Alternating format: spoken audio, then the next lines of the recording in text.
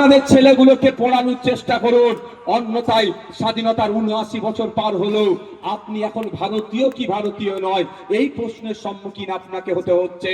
আপনাকে ভয় দেখানো হচ্ছে, আপনাকে চমকানো হচ্ছে, আপনাকে ভুল বুঝানো হচ্ছে, আপনাকে আতঙ্কিত করা হচ্ছে।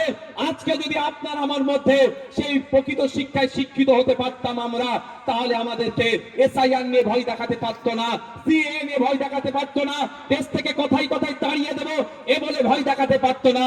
কিন্তু ভয় দেখাচ্ছে একটাই কারণে, সেটা হচ্ছে আমাদের একটাই দুর্বলতা, সেটা আমাদের শিক্ষার দুর্বলতা।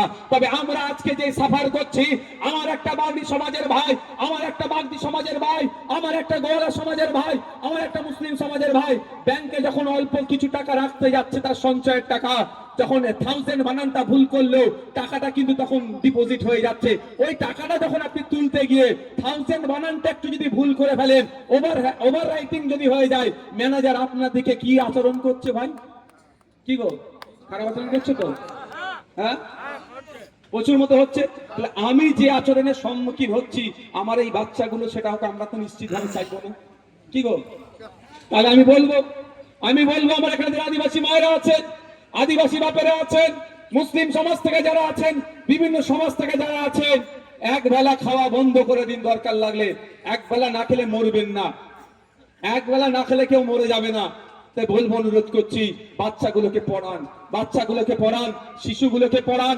আপনাদের আর্থিক সহযোগিতা যদি দরকার লাগে আমরা চেষ্টা করব, আমরা আপনাদের সাথে থাকবো, কিন্তু অনুরোধ করছি বাচ্চাগুলোকে পড়াতে হবে। যদি না পড়ান তাহলে আমরা আজকে যেই সমস্যার সম্মুখীন হচ্ছি, আগামী দিনে কিন্তু আমার পরিবারের ছেলেরা আরো কঠিন সমস্যার সম্মুখীন হবে। তখন কিন্তু শ্মশানে গিয়ে পাবে না খুঁজে, শ্মশানে তো দাও হয়ে যাবে, পাবে না খুঁজে শ্মশানে কিন্তু গিয়ে কটু কথা বলে আসবে বাপের নামে, কবরে গিয়ে কিন্তু লাঠি দিয়ে পিটাবে ছেলেরা, বলে রাখছি। মিলিয়ে নেবেন কথা। তখন হয়তো আপনি মারা গেছেন, কবর তো থাকবে, কবরের লাঠি দিয়ে মারবে পুতারা যে আমার দাদা আমার ভবিষ্যৎ ধ্বংস করে গেছে, রাগ মিটাবে। শ্মশানে দেখতে পাবে না দাও হয়ে গেছে, শ্মশানে গিয়ে কিন্তু নাতি পুতারা খিস্তি দিয়ে আসবে। মানে বলাটাও তো খারাপ লেগে যাচ্ছে। আমাদের হাতে যখন এখনো পায়ের নিচে একটু মাটি আছে, এখনো আমার স্বাধীন অধিকার আমার হাতে আছে, আমি এখনো শিক্ষার অধিকার চাইতে পারবো, আমার অধিকার যখন আমি এখনো ফিরে পেতে পারবো, তাহলে আমাদেরকে এখন এই আওয়াজ তুলতে হবে, সব বাদ দিন, সব বাদ দিন, ধর্মস্থানে যান, ধর্ম পালন করুন। যারা নাস্তিক তারা মানে না, সেটা তারা তার মতাদর্শ নিয়ে চলুক। যে মন্দিরে যাই মন্দিরে যাক, আরো বেশি বেশি করে যাক, আমার কোনো প্রতিবাদ নাই। যে মসজিদে যাই আরো বেশি বেশি করে মসজিদে যাক, আমার কোনো প্রতিবাদ নাই। তবে একটা কথা বলবো, মাথায় এটা রাখুন যে আমি যে সমস্যার সম্মুখীন হচ্ছি আমার ছেলেদেরকে হতে দেব না। আমরা আমার ছেলেদেরকে না খেলেও উপসে থাকবো, রোজায় থাকবো, আমার বাচ্চাগুলোকে, আমার ছেলে মেয়েদেরকে আমি উচ্চ শিক্ষায় শিক্ষিত করবো।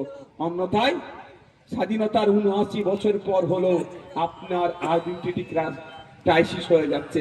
এসআইআর ফর্ম ফিল আপ আপনাকে অন্যজনকে দিয়ে করতে হচ্ছে। কেন ভাই?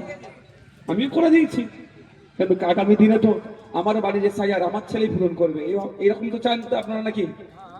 অন্যের কেন দ্বারস্থ হবো? তাহলে তার জন্য কি করতে হবে? আমাদের বাড়ির ছেলেগুলোকে পড়াতে হবে।